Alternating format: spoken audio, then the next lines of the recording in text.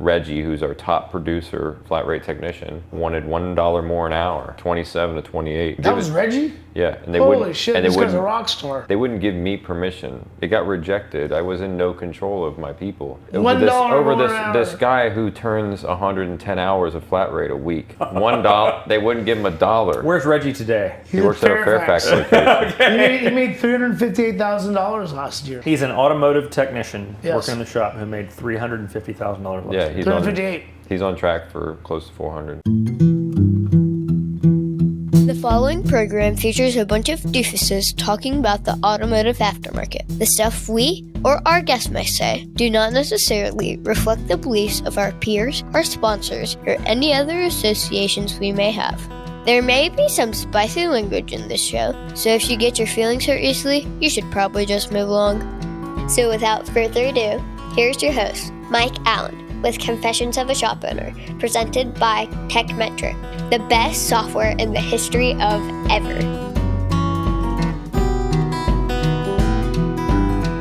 I don't believe it at all. It's a 6-day-a-week business. Well, I mean, ultimately it's a 7-day-a-week business from the consumer's perspective. Yeah. I'm going to try to record with Jordan Mosley tonight when we get back from happy hour, so hopefully it'll be a pretty loose-lip conversation, right? But he's got 12 stores, right, in Dallas-Fort Worth, and they're all 7 days a week. He's here?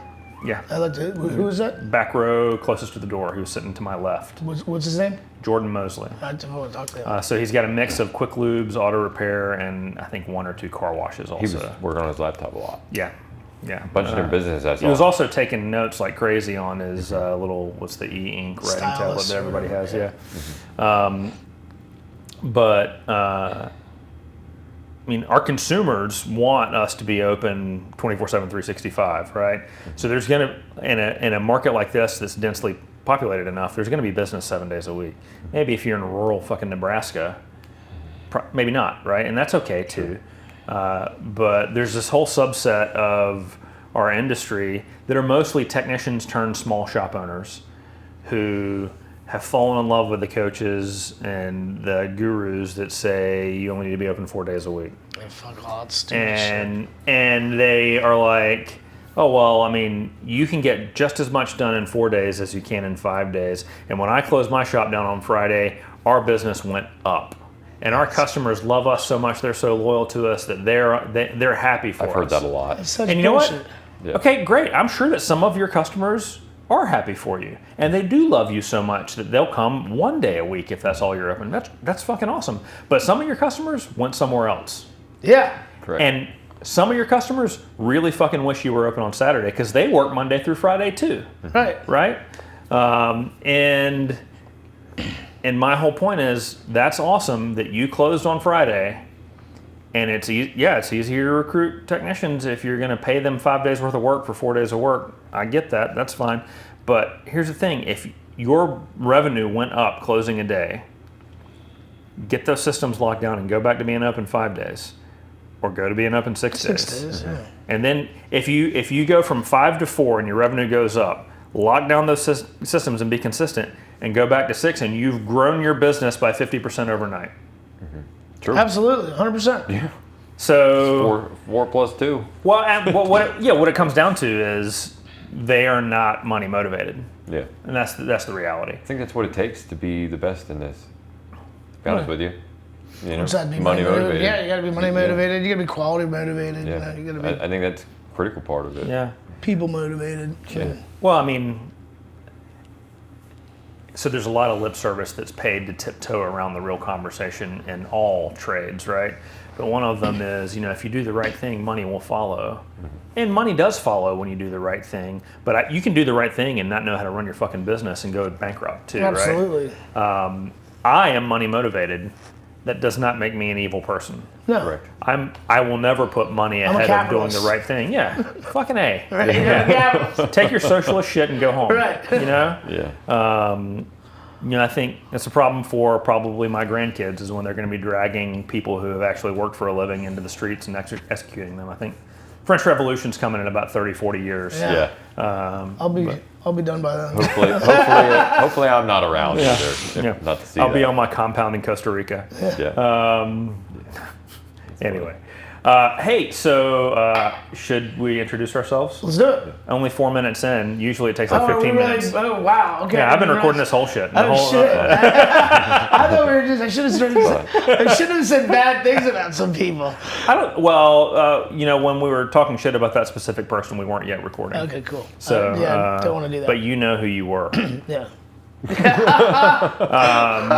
So anyway, we're in Fairfax, Virginia. Yep. We're at Level Up, which is the third time you've done this. I think it's the fourth or fifth. Fifth. Yeah. Okay, awesome. So we did it for our team, and then we did it for Jim Brown at Speed Auto and all that, and it just kind of became a thing. Okay, and introduce yourself real quick. Sure. I'm Richard Tonetti.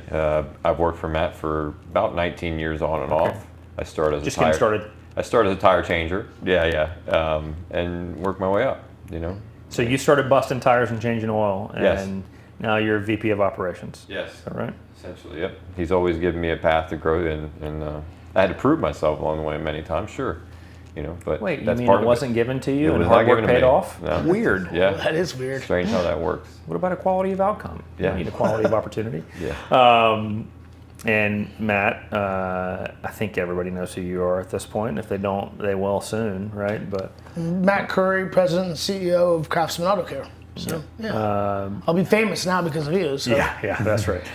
8 locations here in the DC, kind of Virginia area. Yep. But you've grown a small group and sold once before already. Yep. And then got bored and started all over. So we started Curry's Auto Service back in 1998 on $103,000 on 13 credit cards and a $35,000 loan for my father-in-law on the back of a shitty industrial park. Hey guys, Carrie Lynn with Turnkey Marketing. If you are looking to increase cars and you're looking for the right demographic to go after, you want to get the right people who need auto repair right now, then give us a call. We have a service called Direct Track, and it utilizes AI to find people in your area who are the great demographic that you want to go after, have raised their hand and opted in saying, I need auto repair help right now. We send them an email. As soon as they open the email, we then get their physical address, follow it up with commercial ads on all their streaming services like Hulu and YouTube and ESPN, Fox News, all those different things. And then we also get their physical address and we start sending banner ads and display ads to every single device in that house. It has been incredibly effective. It has made shops seem like they're everywhere to those people who need repairs right then. And I mean, I'm telling you guys, the return on investment has been huge. So if you want to increase car count, you want to get great people in the door, give us a call or reach out to us and ask us about Direct Track marketing. We imagine a world where the customer experience is seamless for auto repair.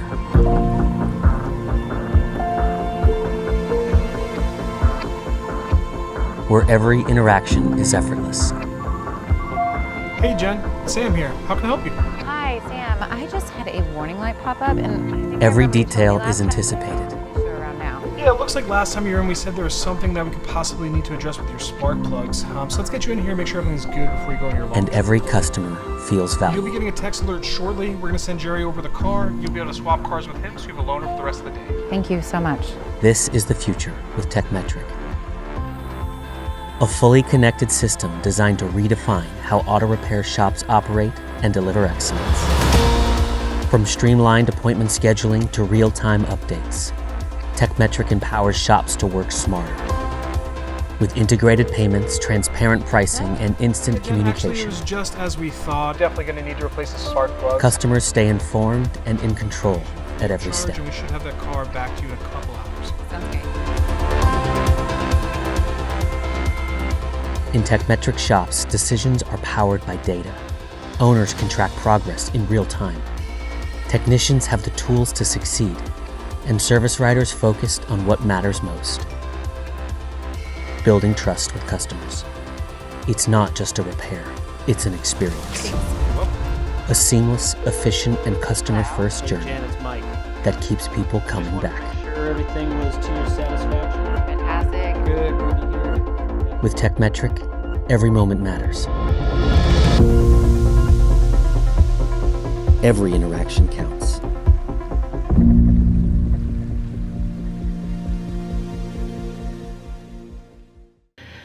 got to 10 stores and about 18 million in sales.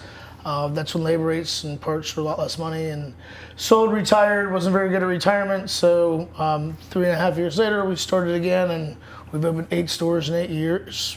Excuse me, 8 stores in 8 years. And it looks like we're going to be opening another one. So 9 stores in 9 years it'll be. What's your ideal store? 8 bays, 10 bays? Yeah, somewhere in that range, 8 to 10. I mean, there's some of our stores now, like our Fairfax store and our McLean store could use 20 bays. But I think a 10 bay store, if you've got that capacity, is a really good size store. If you're in a hot location and the real estate has the capacity, would you rather spend $1 million to add onto that building or go 1.5 miles away and open another building? I would rather spend $1 million in that building probably and maximize the capacity rather than start all over again. But I would do both. I mean, if the opportunity's there, I mean, I'm ready to grow. So, I mean, we want to get to 100 million and then, I don't know, get to 200 million, whatever. So, do you have like a formula for, okay, here's the traffic count, here's the demographics, and here's the distance from current locations. We're going to draw a circle on the map and we need to find a corner in this circle for the next location? Or do you just look at the deals as they come along? So yes and no. I mostly look at the deals as they come along. I'm a native Washingtonian, so I know this area really well. I've been here for 60 years. There's like 3 of you that actually have lived in DC. Yeah, there's only 3, exactly. But it's a super transient area with the elections and all that stuff. So, but I was actually born in DC, lived there till I was 7, grew up right down the street from here. So we know the area really well. Our big thing here is getting proper use and proper zoning. So if we find a place that we like, and I have brokers that usually do this for 2 or 3 brokers that are all constantly looking. And if we find a place that we think looks good, we'll jump on it. Okay. Do you like to buy distressed properties or distressed businesses, or do you want to start from the ground up? I love to buy distressed businesses. Yeah. That's the best. I mean, we are turnaround kings. That's what we do. I mean, our Fairfax store that you saw today, that does $642,000, I think in October, they were doing about $30,000 a month when we took that store over 5 or 6 years ago. So, love it. Yeah. And that's the NTW that we went to, or no? That was the second one. No, that was the second one. That was the one that was right on Lee Highway. Really good, really great location. Yeah. But the NTW we took over, we'll do over 300. We just opened it 4 months ago, and they were doing 1.3 million a year. This will be our 4th or 5th full month. I think our 5th full month, and we'll do over 300 this month. Okay, so I want to talk about what you think the key factors are that are driving this, very high volume. It's a lot higher volume per bay than the average independent shop in America, 2 and 3 and 4 times more than the average volume per bay. And is it fair to say that it's typically you're running an $800 to $1,000 ARO? Across most of the stores? So we try to hit 800. Some of our stores sometimes get up to about 1,000. Okay. The Merrifield location in particular, but our average RO across the company is about $680. Oh, okay. So we want it to be more. Some stores are bringing that down, and we're working with those stores, and Richard's coaching those stores to get them up. Closing rate across the company? 40%. Is that your target? 40%? No, 45 is our target, but we write everything up. So we do a full digital inspection on every car. We run a full Carfax on every car. So if the technician doesn't recommend, say, a transmission flush at 50,000 miles, my service managers are trained to add it to the ticket and prioritize it, put it in the proper order of priority. Okay. So we absolutely write everything up. Our closing ratio we've been working on that.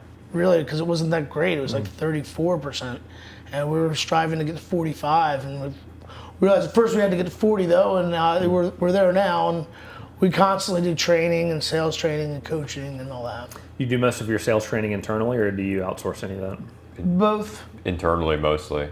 Okay. Yeah, it's mostly internally. And it always starts with the goal setting, right? He's got a goal in mind. It makes sense. It's achievable. We achieve the goal. then we do the next level. You know, Yeah. well, let's take Always this one push. step further. You know, we don't. He's a winner. I'm a winner. You know, we want to win, and we're money motivated. And sales is not a negative thing. You know, but Sales is not a dirty word. Yeah, I And think if you think it is, then you're in the wrong fucking business. I think of sales as honestly, I think of sales as a health check of the business. You know what I mean? That you do all these other things right, sales are just going to happen. Do you know what I mean? And so I guess I want to answer your question early. I know you were asking Matt primarily, if you don't mind me. It's a lot of it is people, you know, in the culture, and it starts at the leadership position from Matt and down. He's got a vision, right? And he's a positive individual, you know, and he pushes people, you know, and that's my job, is to relay that information and keep that same mindset. You know, he calls me in the morning, you fired up today, you know, and I'm fired up, man, you know, let's go, let's win today, you know, one day at a time. So getting the right people is a start.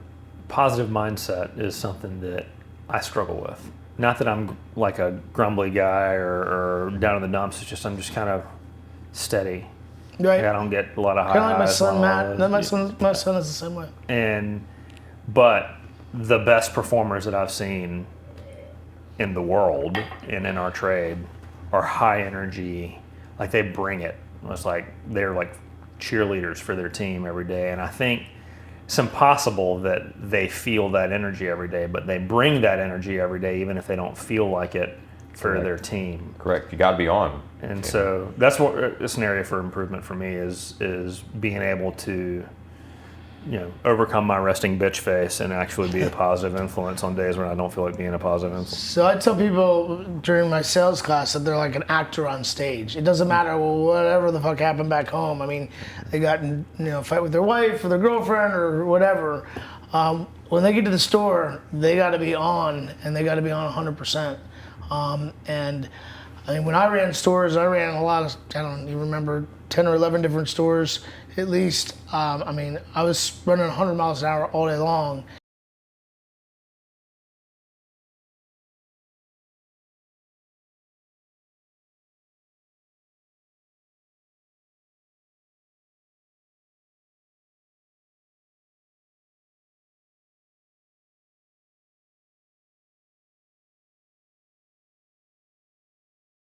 And I tell my crew, I tell everybody, this needs to be fun. This should be a fun job. You're not sitting in an office in a cubicle for 8 or 9 hours a day.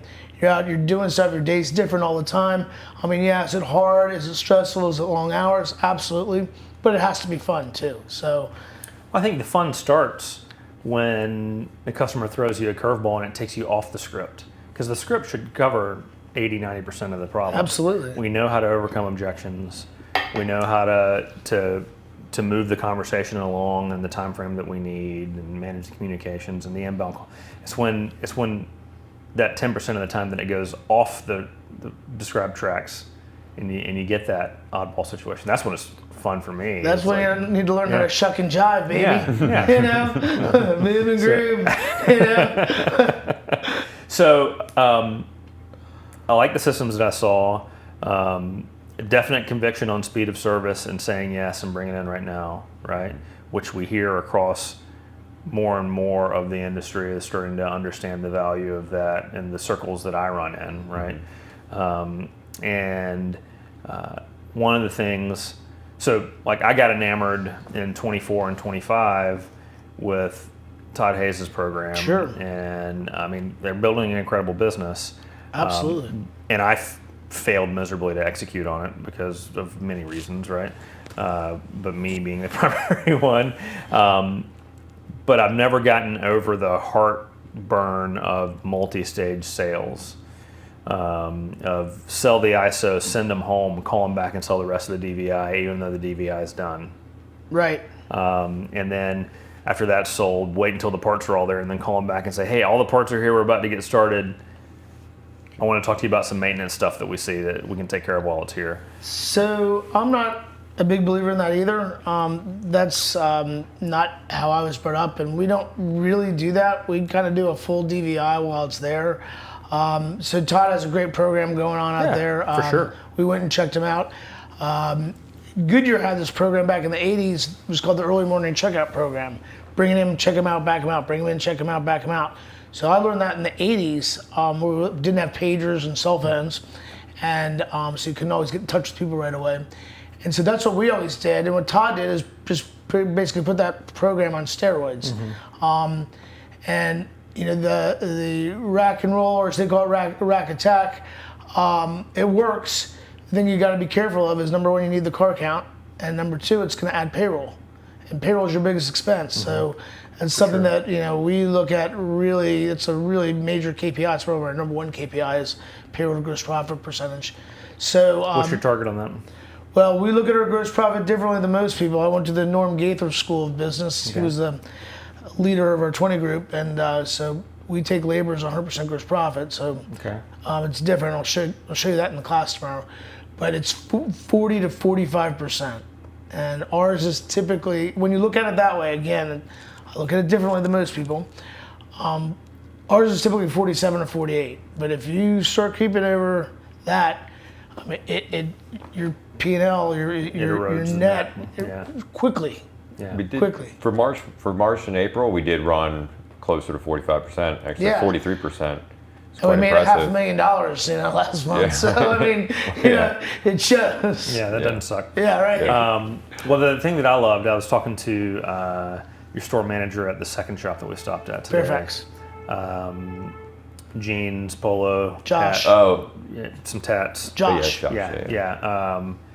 And the gist that I got, and if I'm misrepresenting this, please correct me, was, you know, you call the client or you talk to the client at the counter if they're there, and the thing that they came in for, if they're in for a problem, or the most pressing found need, if they're there just there for maintenance, is sold initially, and they approve that dollar amount, and then in the next breath, in the same conversation, you then review all the other things that you found.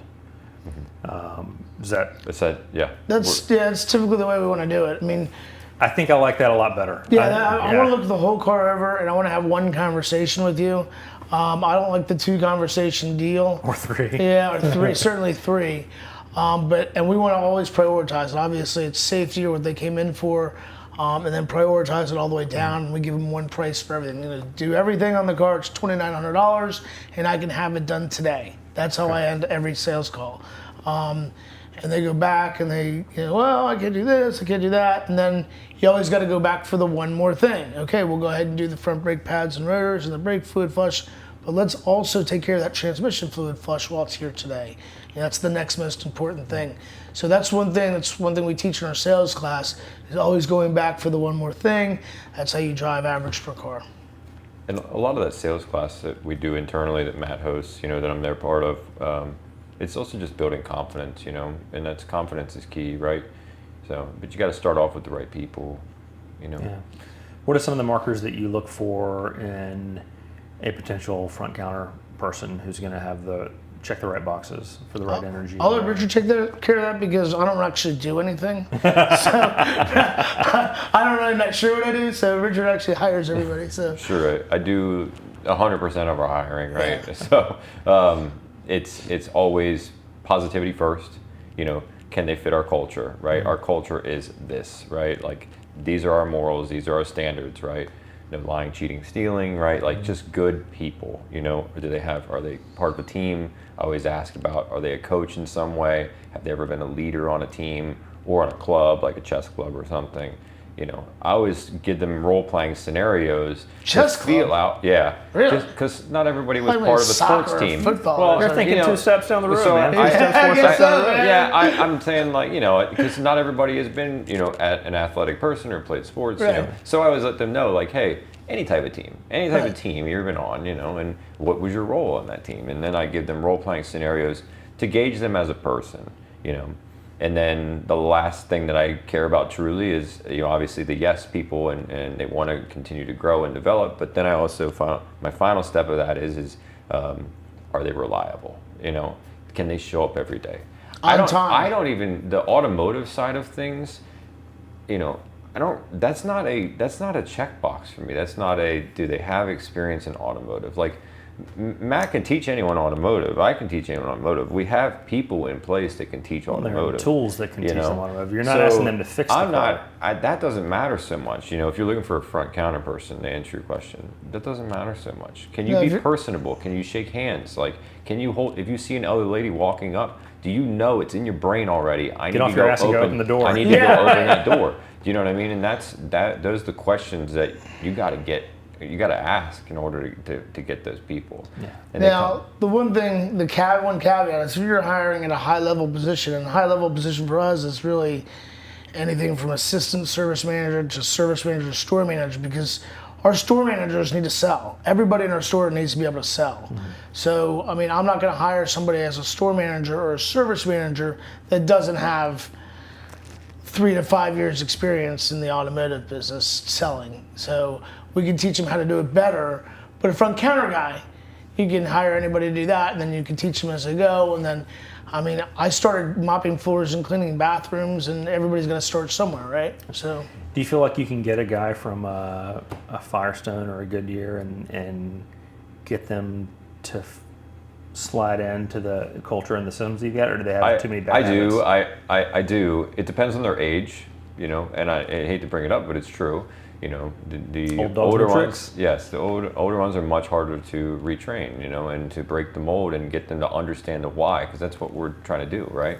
As leaders, we're just trying to get them to understand the why so they believe in it, and I have a hard time with the older generation in doing that, but I leave it open. If they're awesome and they're a rock star, they're awesome and they're a rock star. Yeah. Yeah, but generally the awesome rock stars aren't working at those places. Yeah, that's true. I mean, to be honest. Yeah. So where do you go when it's time to go headhunt somebody? Where do you go? Oh, we don't have that issue anymore where we have to go headhunt people. I mean, they come to us. They come to us, and it's great. It's the brand. It's what Matt and Judy have built. That have gotten us there. Sure, I'm part of that success, but all credit goes to them. So it's the reputation and the brand. Let's talk about reputation. Well, I was going to say, we're also a well-known entity in Northern Virginia auto repair. We've been doing this for 30 years in business. Yeah. And then people know that we pay really well. We have some of the nicest stores, the best equipment, with the best training, and we treat people well with dignity and respect and kindness, and Yeah.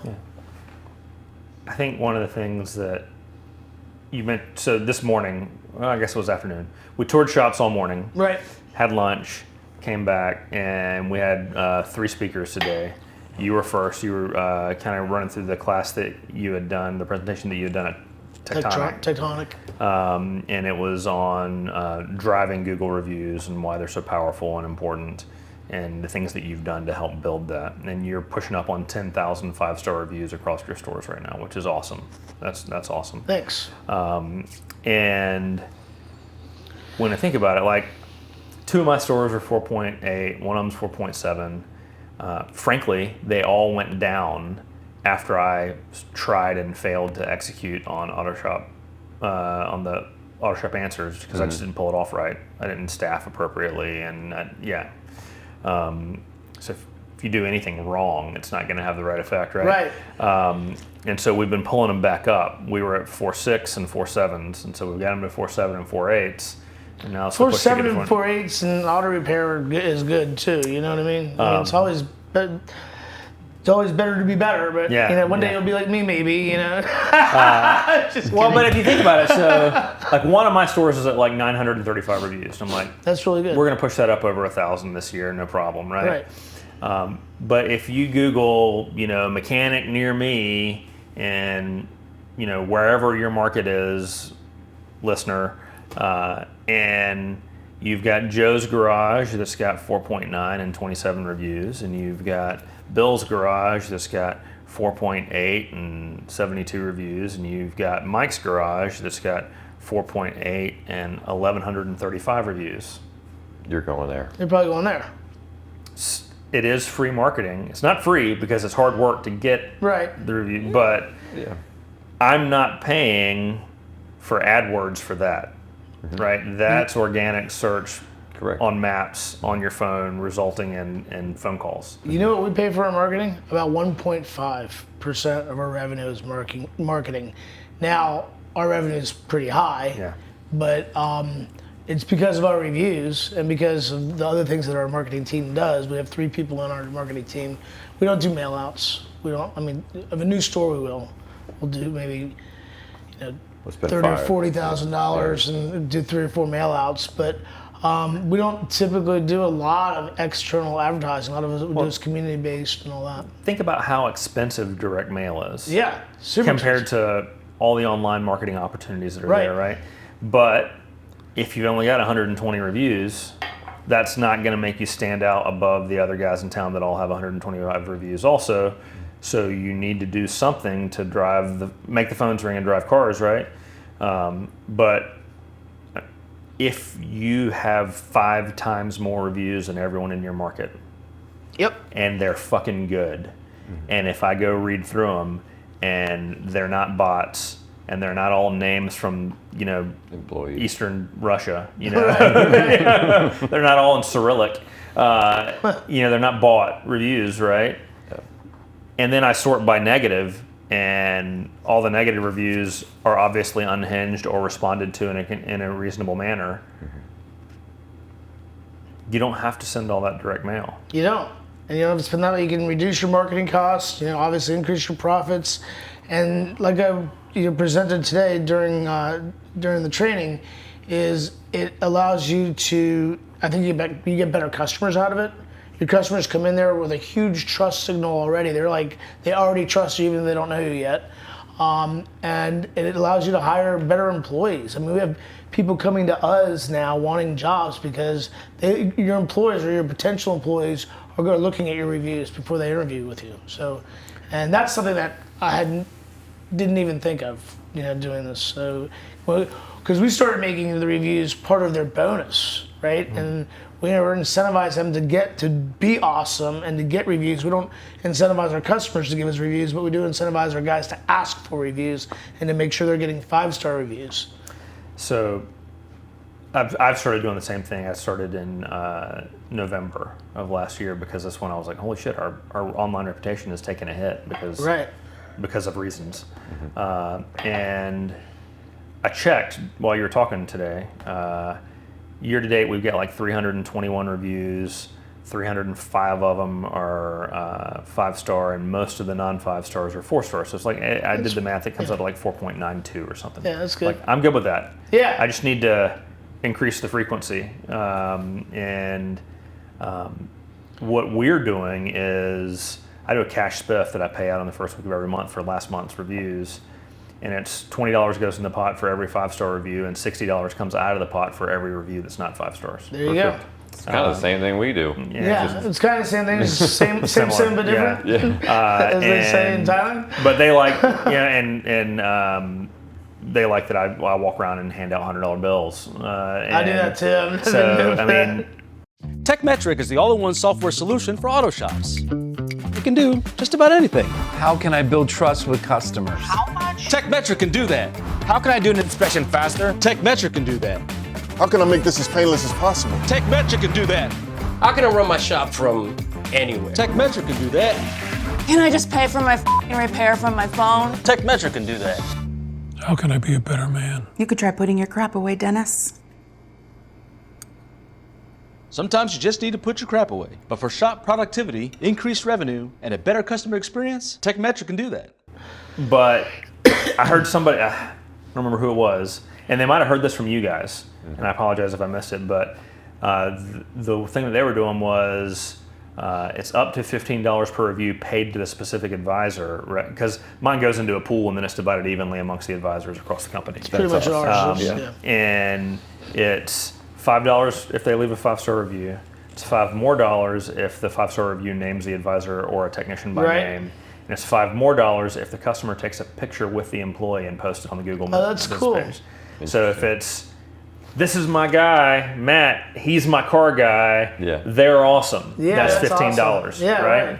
No, we don't do that, but I like that idea. I might steal it. That's pretty slick. But what I immediately thought I'm all was, about stealing people's great ideas. well, it's not stealing, it's called R&D. Rip off and duplicate. Rip off and duplicate. Oh, I didn't submit an idea for tomorrow, so I'm just going to give it to you now. Okay. And this is not my idea. This is R&D. I'm just kidding. That's fine. We you get a stuffed animal that is wearing a shirt that has your logo on it. And if the customer's car has a car seat in the back with a 5-point harness, I've heard of that. you buckle it up in the seat. I love that. And they're holding a little card that's like a little limerick for mom and dad, thanking them. It's like a little poem, thanking them for trusting you. It's a twist. And that you trust them for trusting you with the vehicle that protects the thing they love the most, or whatever, right? And you don't even tell them about it. You let the kid discover it. And you put a little camera in it. I know, right? That's weird. Don't get creepy, man. But every 6 months, it's a different stuffed animal. So you keep tracking your software. Cool. I like that idea. So you have a bear, and then a dog, and then a giraffe, or whatever else. And the kids become militant if mom and dad go anywhere other because they want the next stuff. I love that idea. So I've got that pictures. Could be a winner. I've got pictures that parents have sent of their kid with 4 different Carfix dolls, right, from 4 different generations, and they only get one. Because we documented in the car, they've gotten a bear, they've gotten the dog, they got the giraffe. They can't get one every time they come in? No. These things are fucking expensive. Cheap bastard. I'm not rolling around with Matt Curry money up in here, right?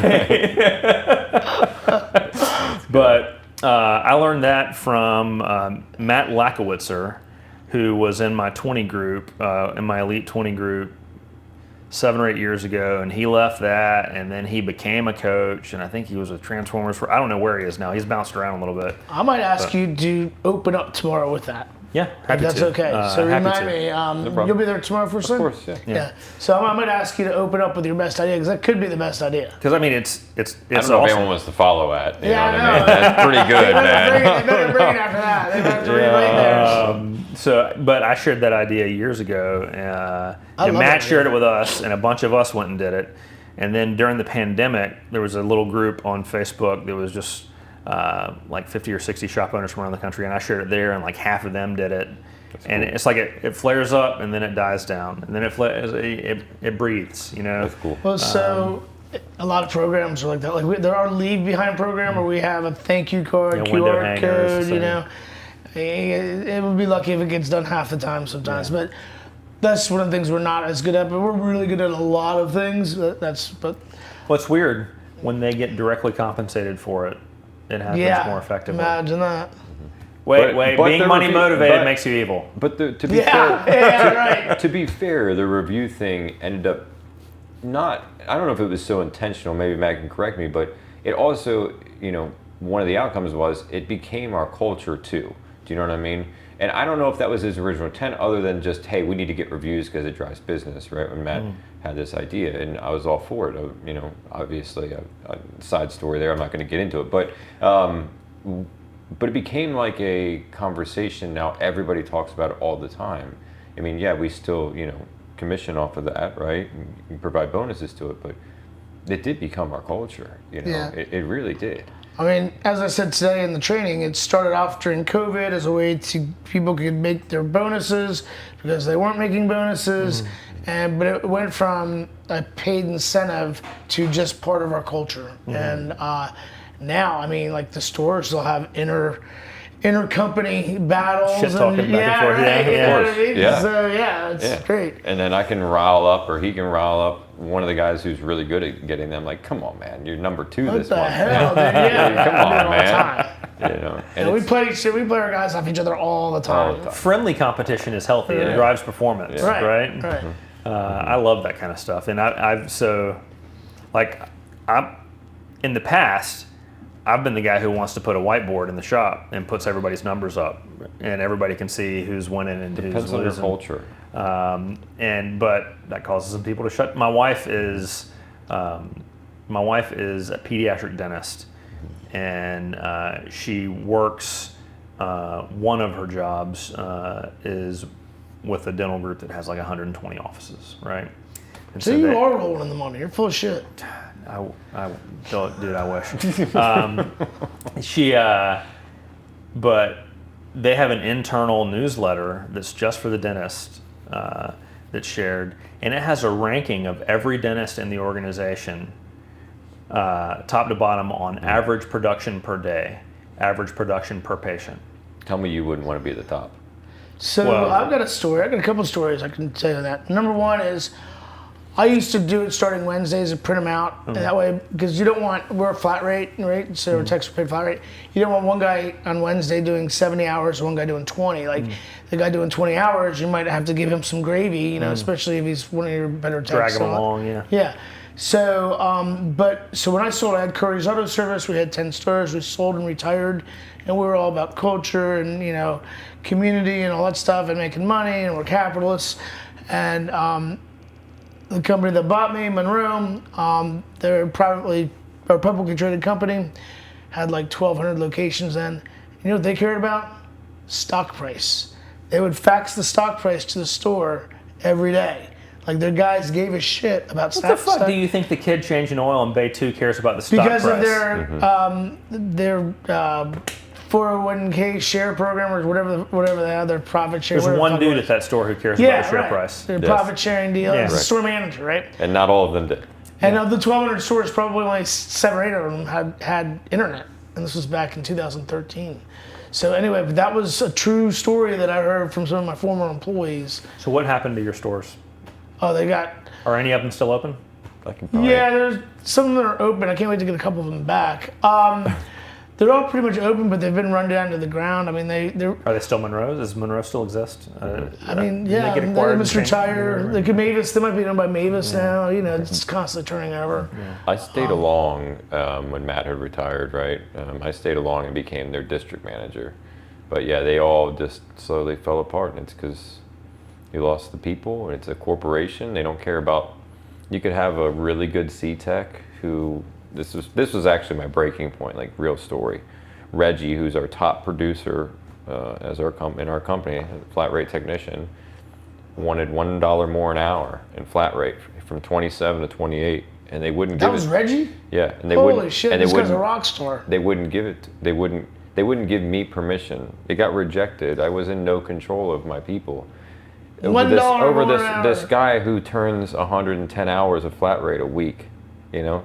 $1, they wouldn't give him $1. Where's Reggie today? He works at our Fairfax location. Okay. He made $358,000 last year. Yeah. I mean, you know, he works. He's an automotive technician working in the shop who made $350,000 last year. He's 358. He's on track for close to 400 this year. Now he works his ass off. He comes in 6 days a week. We have to tell him to go home. He's got like 5 kids. Yeah, he's obviously a maniac, right? Yeah, I mean, he gets there. Doesn't want to go home because it's too loud. Yeah, but that's what happens in the stores. You lose those people, you know, and then eventually I lost hope, you know, and at that point they're gone. And yes, some of those stores they stopped renting because they were just rental units, a lot of them.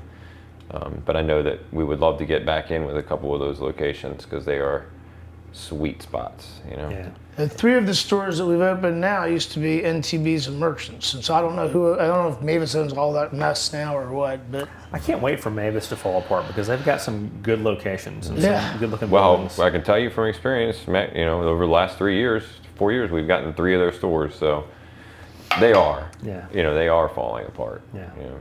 Or they'll probably turn around and sell to someone. They can't keep up with the good quality independents. I mean, the independent operators have such an advantage over the big corporate bohemians. So the question becomes, with the evolution of technology that's kind of sweeping through all trades right now and all industries right now. Sure. And the wave of private cash that's coming through that's absorbing so many of the independents.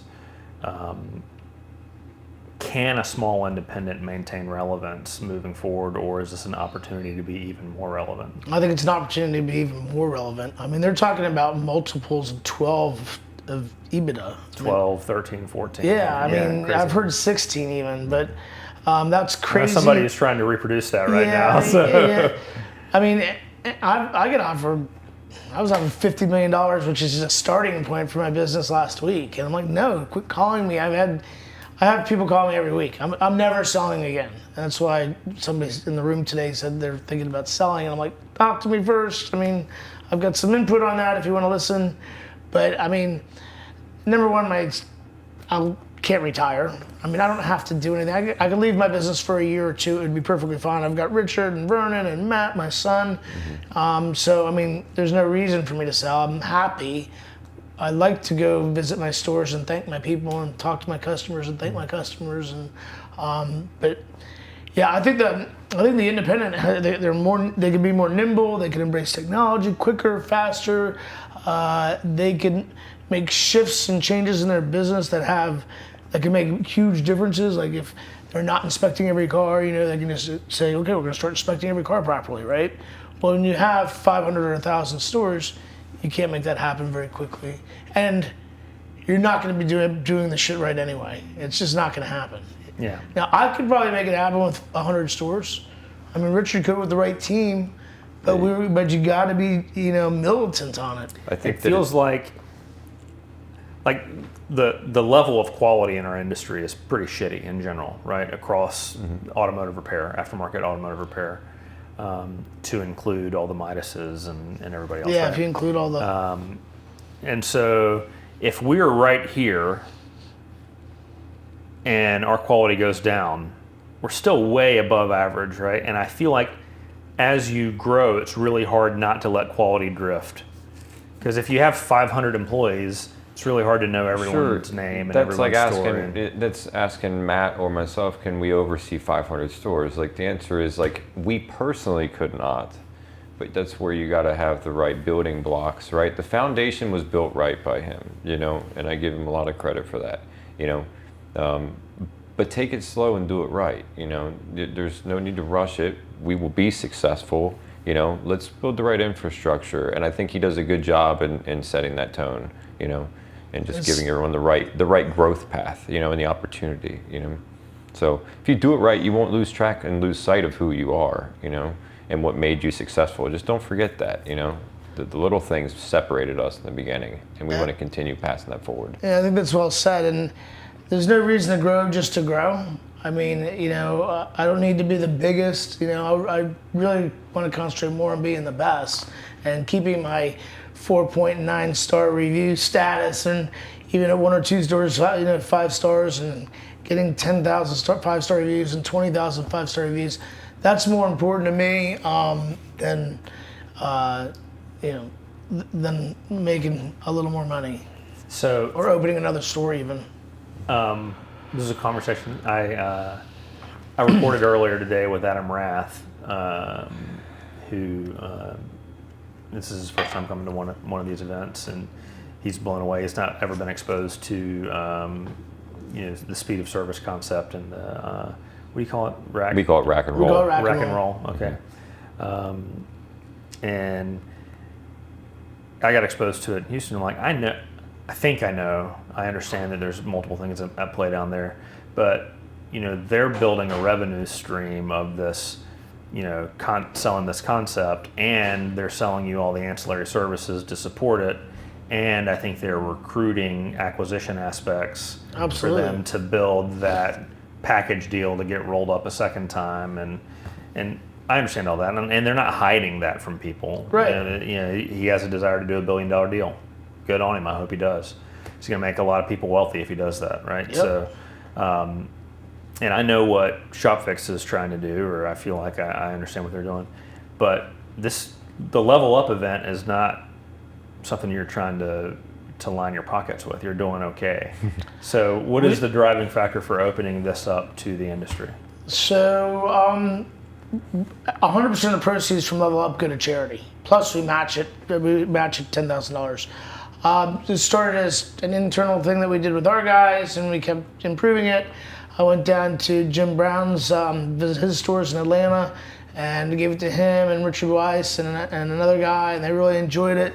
So I said, well, let's invite some other people in, and this is, I think, our 5th time doing it. And so we just started inviting other repair shops in, and seeing if we can help the industry and bring, level people up, help themselves. And I don't know, it's fun. I like helping people. It's a give back. This industry's been really, really good to my wife and myself, and it's one way of us giving back. It also allows us to give to our charities that we like, give even more to our charities. So it's cool. Yeah, we're not doing it for the money. We plan on doing it 4 times a year. We usually have 35 to 40 people, which is about what we have now. I want to make it a little bigger, But Judy and Asha don't want to get too big because we want it to be intimate enough. Unruly if you have Yeah. 75, 80 people. Yeah. Right. It's super I want to be able to disruptive in the shake shop. everyone's hand and say, "Hey, welcome back, Lou. You know, hey, nice to see you again, Mike." Like that's the vision he has. We just promoted one of our guys to like it's kind of a lateral promotion to a training manager. He's going to do more technical stuff. He'll take this probably over from me, like not the level up thing, but for internally. But was a master technician. He's worked up front. So we're rolling out a whole training thing. This is all internal for our company to train our C-techs, our apprentice technicians, to train them up and get them to B-techs and A-techs eventually and all that, because I think we have to grow our own tomatoes. We don't have technicians just dropping out of the sky, right? So, but we've got technicians that make mad money. Like I said, Reggie made. You've got dudes making $350,000 a year. I got people will track you down. Yeah, I got 8 of our guys are making over $250,000. Yeah.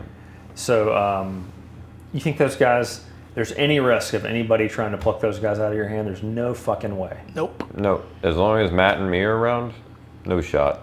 Yeah, there's no no shot. way. I mean, they're not gonna.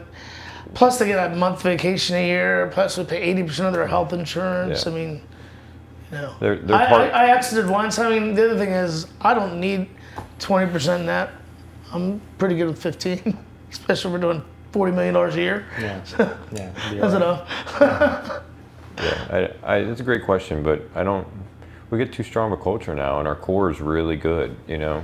Well, I've heard it over and over. I don't build think, a company that when a headhunter calls, they laugh at them. Right. Yeah. Yeah, go fuck yourself. Yeah. Right. I'm not going anywhere. Yeah. Correct.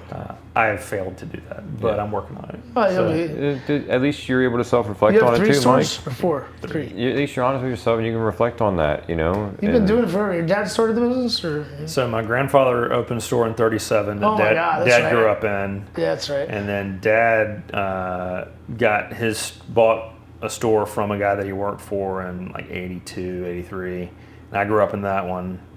And Dad bought Carfix in 2005, and I started buying Dad out in 2016. Now, Carfix, is that everything to do with Richard Weiss? No, after Richard and I met at ShopFix in 2019, Oh, is that right? the month after I quit ShopFix, he was posting online his new branding. I was like, motherfucker. No way. Oh, shit. But, I mean, I shouldn't have brought that up. I don't care. Richard's a Sore good subject. I mean, but look, Richard, and I've gone from 1 to 3 in that time frame, and he's gone from 1 to 12. Right. So, He's a good dude. He's a good and I think what do you Zain Saeed didn't change his company name to Carfix. There's another one. There's a dude in New York. There's a dude in Florida there's a couple now. of them, right? But Okay. Can I ask you a question? Sure. You've asked a lot of questions. They're great. So, how do you want to go from 3 to 12? That's a question my wife asks. Okay. She doesn't ask 3 to 12. She asks how much. Okay. Like, why do you need more, right? Okay. Because we do fine. Yeah. And I want to grow as long as it's fun. Yeah. And like the last 18 months, I've done a lot of beating myself up for screwing up, for growing too fast and not maintaining quality. I think you were just trying new things. Yeah. You know what I mean? Well, I have shiny object syndrome. I'm like, oh, that's fucking awesome. I want to do that. ADD. And then there's a lack of completion and follow through. So my latest shiny object that I'm starting to get zeroed down on is I think I need to adopt EOS and get a high level implementer integrator in my business because I'm a vision guy. I think you're missing number 2, man. Yeah, sounds like it. I think I've failed at number 2 a couple of times now. Yeah.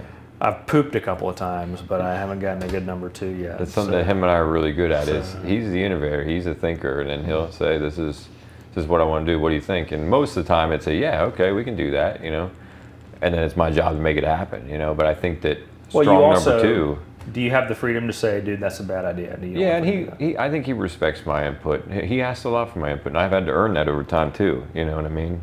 But I believe so because of his history and me meeting him and my history and my growth. You know, I think that I've earned that. You know, but he does. My job is to go in there and create chaos and then walk away.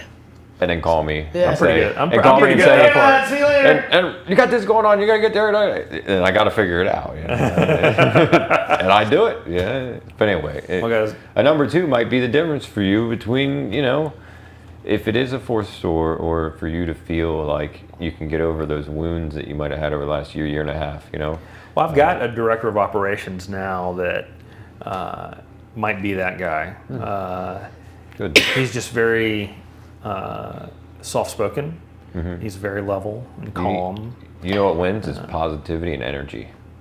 Does he bring that? Is he a so he's cheerleader? like me. I try to be very calm and level also, just because I have big emotions. We all have big emotions, right? Mm-hmm. But I learned a long time ago that letting the big emotions out maybe isn't always super helpful. Sometimes it's necessary, but I think I do need that high drive, high motor guy. And I've had that, but I found out there were some characteristics there that didn't check the right boxes. I like the high drive, high motor guys. Yeah.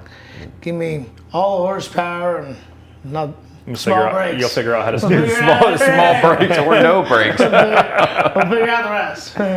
Well, that's awesome, guys. I want to be respectful. Cool. We've got happy hour starting in just a man. minute. I'm getting thirsty. Let's go happy hour. It's a lot of fun. I feel like we could have done another hour easy. For sure. But the time runs by quick. Me, so. Hey, thanks so much for watching our video today. If you enjoyed this content and you'd like to see some more, you can click right here. And it would be really helpful for me if you thought that this level of mediocrity is something that could help your other friends that were shop owners or in the industry. You can click right here and subscribe. You can even set up notifications if you want. I'd love to have you on the channel.